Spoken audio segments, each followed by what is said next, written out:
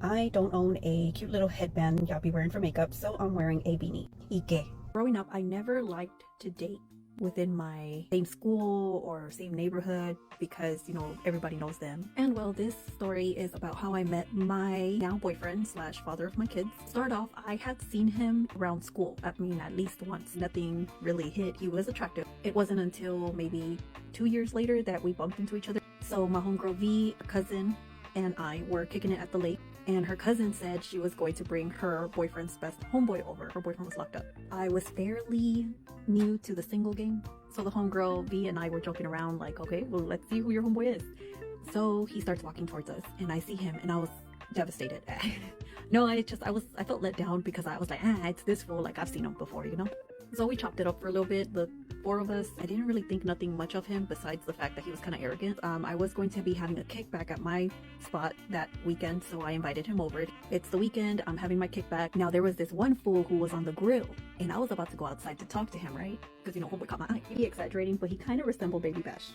Now, I'm not the type to throw myself at anybody, but I was just gonna go chop it up. So I was walking out of the kitchen to go talk to this guy, and my vato grabs me from my waist. Now, this is before he was my vato, right? It felt like the whole house stood still. Like, I just saw everything freeze. And then my homegirl Joker, who she's like my bodyguard, she turns her head and looks at me with like one eyebrow raised, like, what the fuck? And in my mind, I was like, what?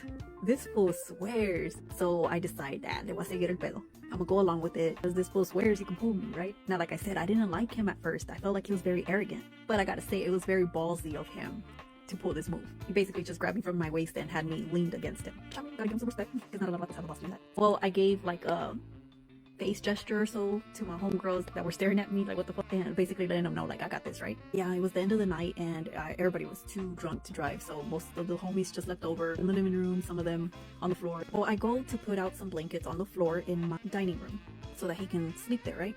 And while I am fixing the blankets, I bend over to fix the blankets on the floor, and he grabs me from behind. Tell me why this fool tells me, when your pop leaves, come over here.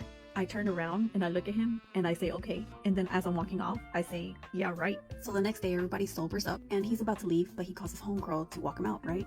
And then his homegirl comes back inside and she tells me that he's asking for me to go outside and talk to him. I go outside and talk to him, and he tells me, hey, what happened last night, just pretend it didn't happen. I forgot to tell ya, we kissed. So then I grinned and I told him, well, I know what happened, but sure, whatever, it didn't happen. And you could tell he kind of felt bad, like he was trying to take it back. And I told him, now you good player. So the night of the kickback, the homeboys got a little too rowdy and they broke my fence. So a few days after, he hits me up on Facebook.